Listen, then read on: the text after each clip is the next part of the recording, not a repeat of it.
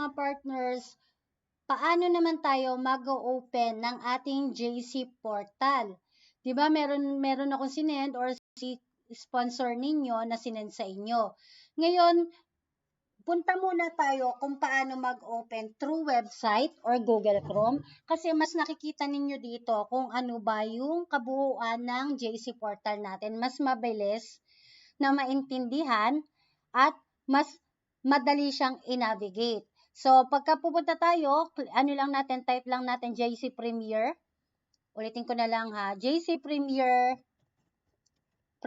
portal na lang. Pwede naman yan, portal, login portal. May lalabas naman na kaagad. JC Premier login portal, makikita ninyo yung unang-unang lalabas. I-click nyo lang siya, JC portal. Ayan yun, i-click ninyo, and then dito na tayo pupunta. Ngayon, yung may binigay si sponsor na username and password, temporary password lang normally yon ha. Username and password, temporary password, kapag kayo ay bagong franchisee, for you to be able to open your franchise account. And then click submit. Ayan ang makikita ninyo lalabas dyan. So, may nag-hello sa aking Singapore dyan. Invitation. So, pagka nakikita ninyo, ito na yung ID number, di ba? Nandyan, sa ID number. Sa profile, pwede ninyong i-edit na yung profile ninyo. Pwede ninyong palitan na yung temporary password na binigay ko sa inyo or ng sponsor ninyo. I-register ninyo yung email ninyo para every time na may gagamit ng mga shop link ninyo, may nare-receive kayo na email kay Siomai King or kay JC Manyan na may nag-order sa inyo, may marireceive kayo. And then also yung SMS notification, make sure lang na yung email address and yung cellphone number na i-register ninyo dito ay active siya para may nare-receive kayo. And then paano naman, Coach Jess, TL Jess? Paano yung kaninang pinakita mo na yung shop link mo? Bakit yung shop link mo, pangalan mo nakalagay? Or alias mo yung nakalagay? Hindi katulad nung sinend mo sa akin na ID number or franchise account.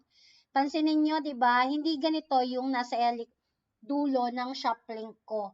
Hindi siya ID number or franchise account, kundi pangalan ko, Jess Jamisola. Paano gagawin yon? Punta ka dito uli, profile, and then shop link name registration.